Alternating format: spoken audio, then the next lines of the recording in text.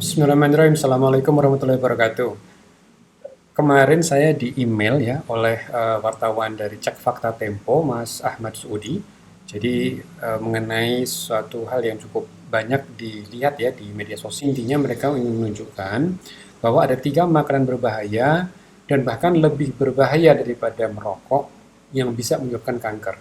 Ya, jadi kalau kita tahu merokok itu risiko terkena kanker itu tinggi sekali. Nah, di sini klaimnya ada 3 makanan yang sangat berbahaya ya. Nah, coba kita lihat kira-kira video seperti apa. Akan lebih bahaya daripada rokok. Inilah 3 makanan yang memicu penyakit kanker yang berbahaya melebihi dari bahaya rokok. Yang pertama, daging olahan.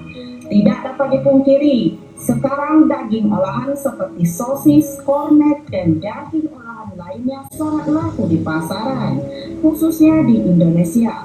Daging olahan ini biasanya mengandung bahan kimia, termasuk natrium, nitrat, dan zat aditif lainnya, agar terlihat lebih menarik dan segar. Nah, kandungan inilah yang bisa memicu kanker jika dikonsumsi dalam waktu yang panjang. Yang kedua, tomat kacang. Ya, jadi kita lihat dulu ya dari apa yang disampaikan oleh presenter ini. Yang pertama mengenai proses meat. Ya, proses meat itu diklaimnya lebih tinggi dari tinggi risikonya untuk mencetuskan kanker daripada rokok. Jadi sebetulnya ini yang saya sebut apakah di sini hoax murni? Mungkin tidak ya, mungkin tidak hoax murni. Ada benarnya sebetulnya, tetapi ada misrepresentasi mengenai data yang disampaikan. Jadi kalau misalnya kita lihat ini saya stop screen dulu, stop share. Oke.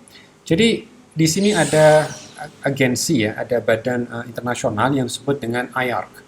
IARC adalah singkatan dari International Agency for Research on Cancer. Jadi di situ ada satu badan di mana banyak pakar epidemiologi kanker berkumpul dan menganalisa seluruh data yang ada terkait dengan gaya hidup, terutama juga dengan apa yang dikonsumsi oleh penduduk. Nah, apa yang mereka temukan adalah seperti ini sebetulnya. Jadi kita penting melihat konteks apa yang disampaikan oleh IARC ya, oleh IARC. Jadi IARC mengklasifikasi apa yang dikonsumsi manusia dari faktor lingkungan atau dari diet misalnya, lalu dia mengelompokkan menjadi beberapa kategori. Jadi ada kategori yang pertama, bahan-bahan ini atau paparan ini menyebabkan kanker, jadi causing cancer gitu ya. Sementara kalau itu namanya grup 1. Nah, sementara grup 2 itu yang kemungkinan besar menyebabkan kanker ya. Lalu ada grup 2B dan 3 dan selanjutnya. Jadi ini nanti kaitannya tentu dengan kebijakan dengan policy gitu ya.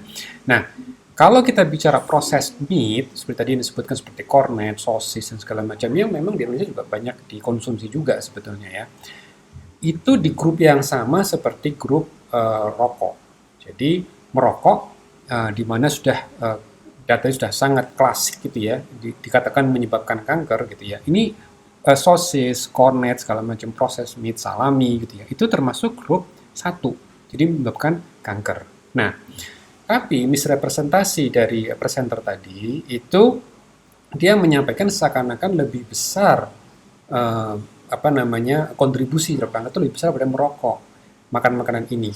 Jadi memang makanan ini artinya apa? Artinya kalau kita mau hidup sehat, memang sebaiknya kita harus makan yang memang lebih, kalau istilahnya tidak cuma halal tapi yang thayyiban gitu ya. Nah, akan tetapi kalau kita bicara bobotnya itu berbeda ya. Karena di sini itu yang saya maksudkan. Bagaimana saya bisa mengatakan bobotnya berbeda? Jadi kalau kita lihat merokok misalnya dibandingkan dengan konsumsi sosis, oke. Nah, kalau kita bicara konsumsi sosis yang seperti apa sih? Itu yang memang bisa dibilang tiap hari gitu ya, dan jumlahnya besar ya, jumlah apa namanya yang dimakan itu tidak sedikit. Jadi misalnya kalau di sini ya digambarkan berapa banyak sih yang harus dikonsumsi gitu kan. Jadi itu dikonsumsi sebanyak 50 gram ya, 50 gram setiap hari proses meat gitu, 50 gram. Nah, tinggal dihitung sendiri ya, apakah kita mengkonsumsi sebanyak itu gitu ya, 50 gram setiap hari. Nah, tentu di sini ada konteks juga di sini. Oke, lalu kembali ke masalah rokok tadi itu. Jadi kalau kita bicara kanker yang terjadi karena rokok, kanker paru di Indonesia aja misalnya, itu dia untuk laki-laki itu nomor 1. Ya, laki-laki itu nomor 1. Sementara kalau kita bicara kanker kolorektal, itu dia di bawah kanker paru dan itu tidak setinggi kanker paru ya kalau kita bicara di Indonesia. Itu dari sisi konteks yang pertama. Yang kedua, dari sisi kontribusi rokok terhadap kanker. Jadi kalau kita bicara kontribusi perokok itu memang tinggi sekali ya. 70% pasien kanker paru itu perokok. Ya, ini kalau kita data Indonesia juga kurang lebih hampir sama ya. Tentu artinya ada sekitar mungkin 30% yang tidak merokok. Tapi dari proporsi itu sudah nampak bahwa memang merokok itu asosiasi dengan kanker paru itu kuat sekali gitu. Oke? Sehingga dikatakan tidak hanya berasosiasi karena asosiasi yang sangat kuat menjadi istilahnya sudah menyebabkan kanker. Nah, lalu bagaimana proses meat, sosis, salami segala macam tadi itu? Memang itu kaitannya kalau dari studi kaitannya dengan kanker usus ya, kanker kolorektal gitu kan. Nah, kalau kita bicara kanker kolorektal atau bowel cancer kalau dalam bahasa Inggris, itu rokok itu kontribusinya berapa? Sekitar 13% gitu ya. Jadi artinya apa? Artinya dia memang bisa berkontribusi, tapi istilahnya relatif kecil gitu ya. Nah, sementara kalau kita lihat dari seluruh macam kanker, merokok itu dia bisa berkontribusi 15% dari segala macam kanker. Sementara proses meat itu sekitar 1,5% gitu ya. Nah, jadi artinya apa? Artinya kalau kita lihat dari berbagai studi, bahkan kalau di Australia mereka juga melakukan studi ya, supaya gambarannya yang lebih mudah lagi seperti ini.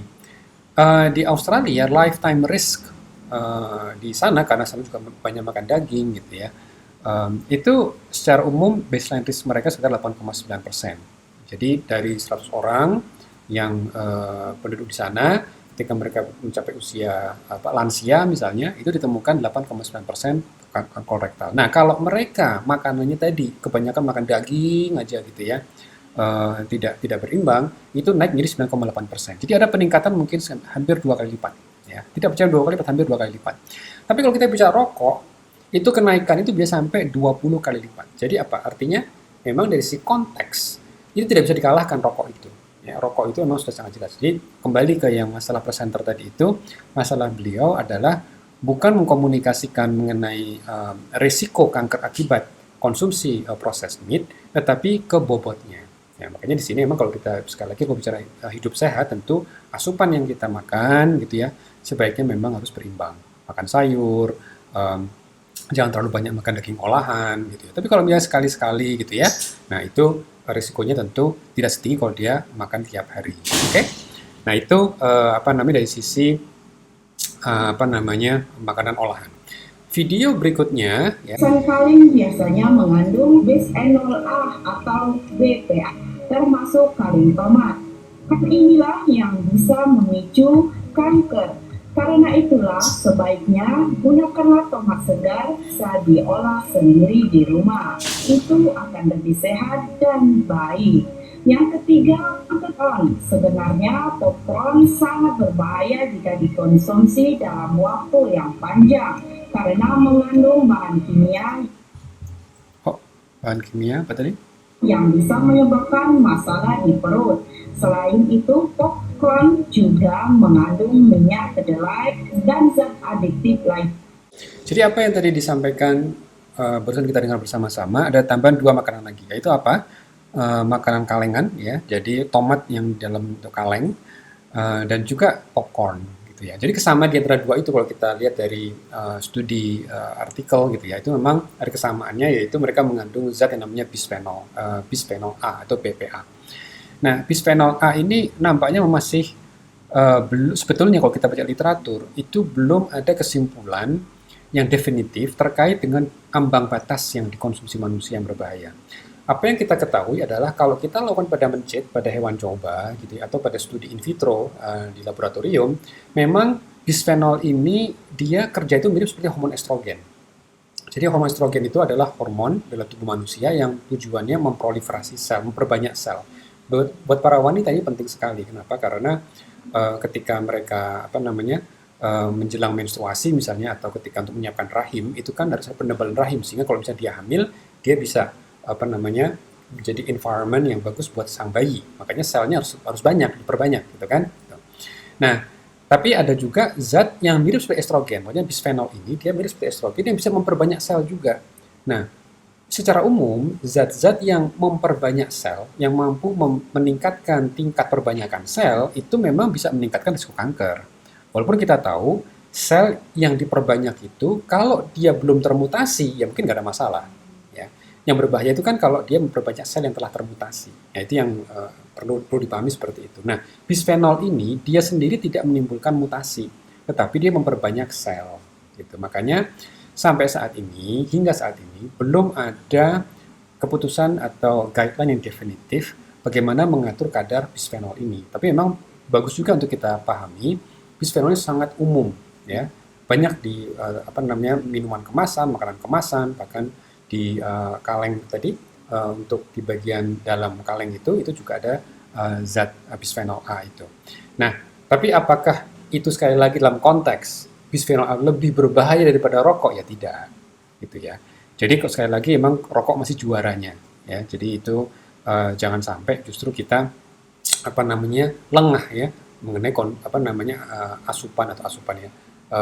hisapan rokok itu kalau kita bicara kanker sampai sekarang belum ada yang bisa mengalahkan. Oke, mungkin demikian dari saya, semoga membantu. Insya Allah ketemu lagi di sesi yang lain. Assalamualaikum warahmatullahi wabarakatuh.